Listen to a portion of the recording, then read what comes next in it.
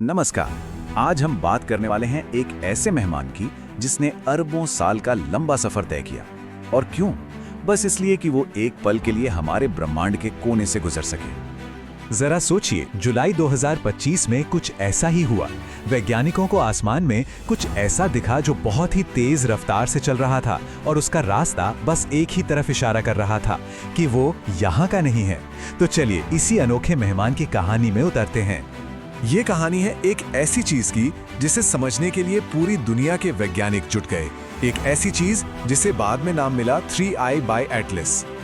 और ये खोज हुई कैसे? बहुत तेजी से, मतलब कमाल की रफ्तार से।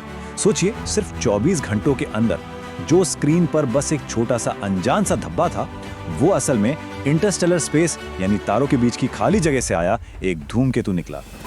तो सबसे पहला और सबसे बड़ा सुराग था इसकी स्पीड। ये हमारे सोलर सिस्टम में घुसा 58 किलोमीटर प्रति सेकंड की जबरदस्त रफ्तार से। अब इसका मतलब क्या है? इसका सीधा सा मतलब ये है कि इसकी स्पीड इतनी ज्यादा थी कि हमारे सूरज की ग्रेविटी भी इसे रोक नहीं सकती थी। ये कोई ऐसी चीज नहीं थी जो हमारे सूरज के चक्कर काट रही हो। नहीं, ये तो एक सच्चा मुसाफिर था, एक ट्रैवलर जो बस हमारे मोहल्ले से गुजर रहा था, और ऐसा गुजरा कि फिर कभी लौटकर नहीं आएगा। तो अब ये तो पक्का हो गया था कि ये मेहमान बाहर से आया है, पर असली सवाल तो अब शुरू हुआ था। ये है क्या चीज? आखिर इस संदेशवाहक का राज क्या था? शुरू में जो तस्वीरें मिली वो कुछ ऐसी थी, बस एक धुंधला सा धब्बा जो तारों के बीच से गुजर रहा था। किसी को कुछ समझ नहीं आ रहा था कि ये क्या है, एस्टेरॉयड है या कोई धूमकेतु या फिर कुछ और ही। और फिर पहेली का एक बड़ा टुकड़ा मिला। टेलीस्कोप्स ने इसके चारों ओर एक कॉमा देखा। अब ये कॉमा क्या होता है? ये असल में गैस और धूल का एक बादल होता है जो किसी धूमकेतु के चारों तरफ तब बनता है जब वो सूरज के पास आकर गर्म होने लगता है। और बस यही था सबसे बड़ा सबूत। फिर मैदान में उतरा हबल स्पेस टेलीस्कोप, और उसने हमें इस मेहमान की पहली साफ तस्वीर दिखाई।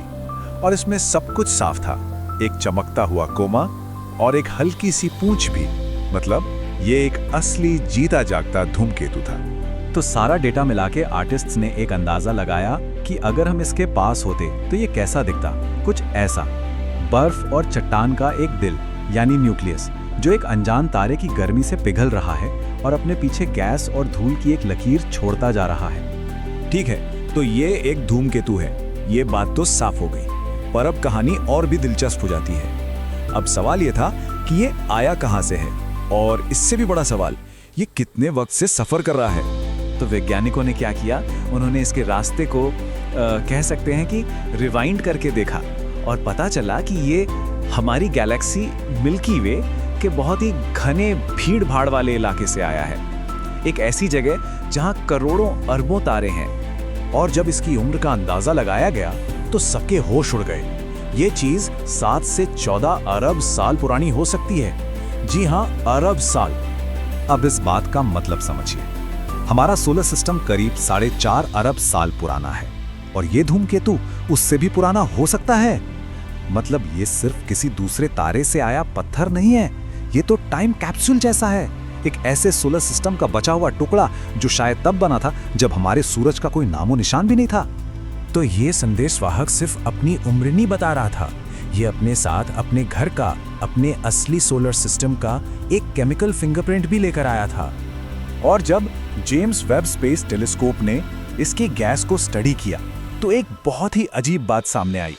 इस धूमकेतु में कार्बन डाइऑक्साइड यानी CO2 की मात्रा बहुत बहुत ज्यादा थी, पानी के मुकाबले लगभग 8 गुना ज्यादा। और ये किसी भी धूमकेतु में देखी गई सबसे ज्यादा मात्राओं में से एक है। अब ये केमिकल फिंगरप्रिंट एक पूरी कहानी बताता है। इतनी ज्यादा CO2 का मतलब है कि ये धूमकेतु अपने तारे से बहुत दूर उस सोलर सिस्टम के सबसे ठंडे बर्फीले कोनों में बना होगा। मतलब हमें किसी दूसरे सोलर सिस्टम के बाहरी किनारों की एक झलक मिल रही थी। और सिर्फ CO2 ही नहीं, एनालिसिस में और भी बहुत कुछ मिला। साइनाइड गैस, कार्बन मोनोऑक्साइड और तो और निकेल जैसी धातु की भाप भी। ये सब मिलकर एक ऐसी तस्वीर बना रहे थे कि कोई दूसरी दुनिया किन चीजों से बनी होगी। तो जाहिर है, जब कोई इतनी अजीब चीज इतनी तेज रफ्तार से आती है तो तरह तरह की बातें तो होंगी ही। पर आखिरकार इस मेहमान के बारे में फाइनल फैसला क्या हुआ? जैसा कि ऐसी चीजों के साथ अक्सर होता है, कुछ लोगों ने कहा कि शायद ये कोई एलियन स्पेसशिप है। एक थ्योरी भी आई, लेकिन दूसरी तरफ थे ढेरों सबूत। इसका कोमा, इसकी पूंछ, इसमें से निकलती गैसें, सब कुछ चीख चीख कर कह रहा था कि ये कोई टेक्नोलॉजी नहीं बल्कि एक धूमकेतु है, एक बहुत ही खास दूसरे तारे से आया धूमकेतु। तो सबसे बड़ा सबक क्या मिला? ये कि जिन चीजों से हमारे ग्रह, हमारी पृथ्वी बनी है, वो सिर्फ यही नहीं है। 3i एटलस इस बात का जीता जागता सबूत है कि ब्रह्मांड में दूसरी जगहें भी हमारे जैसे ही मटेरियल से बन रही हैं, और ये मटेरियल पूरी गैलेक्सी में घूम रहा है। और बस कुछ ही वक्त हमारे पास से गुजरने के बाद 3i/एटलस अब वापस जा चुका है उसी गहरे अंधेरे में जहां से वो आया था। एक ऐसा सफर जो उसने तब शुरू किया था जब हमारी पृथ्वी का वजूद भी नहीं था। और ये हमें एक बहुत बड़े सवाल के साथ छोड़ जाता है। 3i/एटलस तो बस तीसरा मेहमान था जिसे हम पकड़ पाए। सोचिए जरा, अभी इस वक्त न जाने ऐसे कितने और प्राचीन संदेशवाहक तारों के बीच के सन्नाटे को पार कर रहे होंगे, अपने साथ अपने सितारों के, अपनी दुनिया के राज लिए हुए।